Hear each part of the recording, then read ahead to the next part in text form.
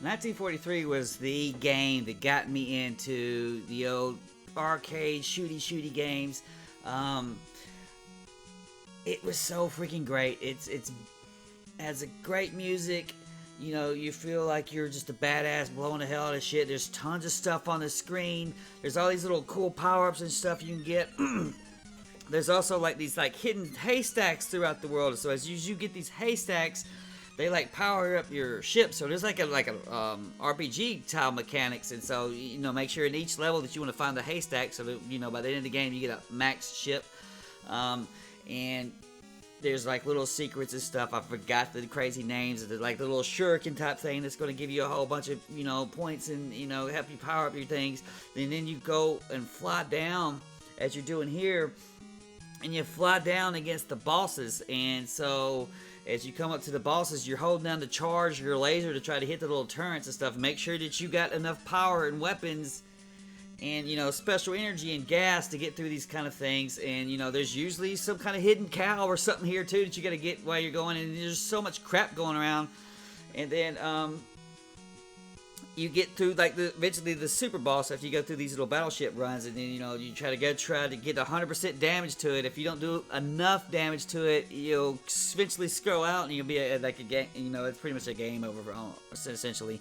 And so what you want to do is just play the shit out of it. You get good, and that's what I did. I can't remember if this was my first one or if it was in 1942. 1942 on the NES sucks. It was done by Micronics, who are just like they're a legacy of failures. It's just, but Capcom did this game, ported this game themselves, and later on I eventually played the arcade, and the arcade is real fun, Brian, especially when you play it on emulator and you gotta pay your damn quarter every 2 seconds. But unfortunately, the NES version is one player.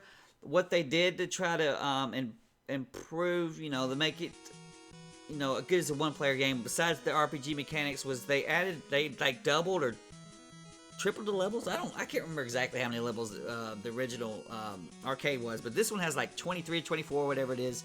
The battle against, the final run against the Yamato is like ridiculously tough. It's just like you probably need a turbo controller. They really do this. Otherwise, you need to be a master at that laser charge up attack. One of the things I found out, and I ended up when I actually beat the game, is that I would try to get this. The first upgrade of this is like a shotgun. That's the little circles popping up to the side.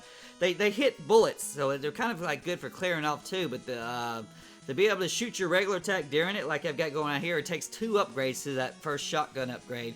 And then I really like that over any of the other abilities, even the spread. Although a lot of people like the spread attack, which would be like the 2nd tier upgrade or whatever. And you got to juggle your power-ups at the same time, fight the enemies, and that was done in a lot more later games, more advanced games. I cannot remember that damn game that has you juggling those power-ups, but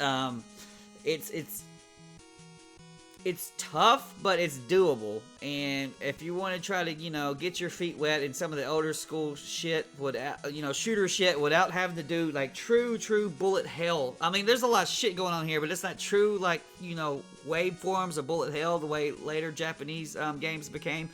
So this would be a pretty good one. I don't know of too many indie games that follow this around, but one of these days that they would do playing it instead. But I remember coming into work one day and then seeing a guy who was only like 20 years old literally playing this motherfucker on his phone. I'm like, wow, you got some good taste.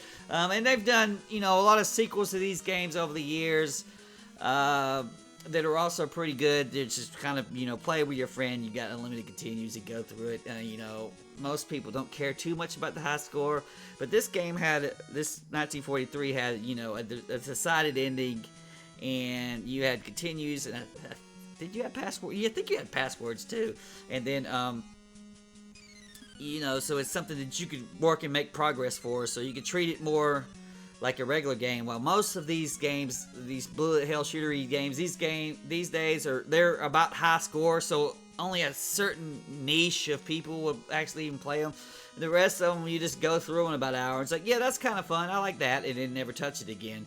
So we're gonna give this still 2 paws up. It's probably my. I'm trying to think. Is this my favorite shooter on the NES? It might be. It might be, Brian. It might be my favorite shooter. We're gonna give it. Brian's giving it the paws up. He loves that music and the frantic action. We got the nostalgia just looking at this. Big Kitty also giving it a paws up. She says, "Bring the damn turbo controller." Yeah, bring the turbo controller, Kitty. I mean, it's not. It's kind of cheesy, but you probably need it to keep your thumb from falling off.